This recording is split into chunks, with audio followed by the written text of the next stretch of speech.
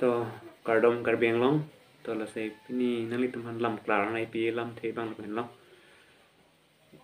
non ngun animsopi arta kejum hek pe animsopi alangli koson pen tong ne alangli keso cholong lok lo là se li tum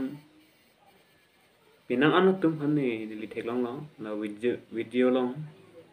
video kablu sami WhatsApp Instagram YouTube long lang li tum sami abang phi bang pu tum an sami video upload lo sta lang li tum là video asoni msapi aphan sami am hang parla bole pin sa video upload lo sene na mula soni msapi mula keso medet lo sami alang li medet sami la ai chỉ thấy con lúc đó là ningduk ping chỉ đúc pi alang li phan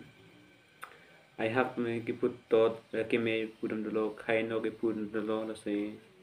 litumula sonang ne ang li phan la pranno hino daglo stame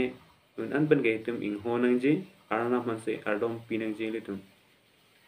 langslet nang ne la se litum hai ge nang ne tum arnam han le kai ki sami hodai lo na arnam ban pe de tang na ta ki un eso na we arnam ang kai ki de sami her jimela hang pi dun na hodai lo na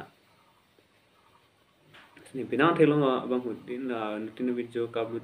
pinang thelong lo alang tum ang le tum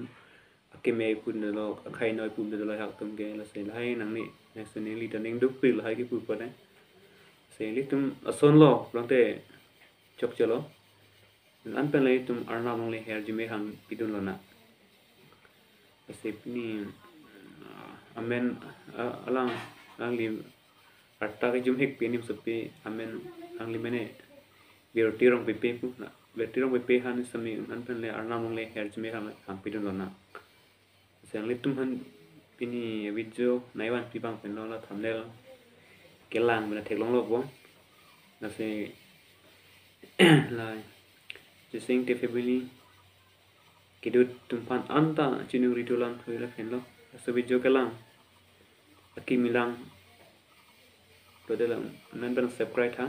like comment semena pidun tha ase next video next me take thlong thbo mi pan seme pining ro thlo ase kardom ban choron elam take ton ko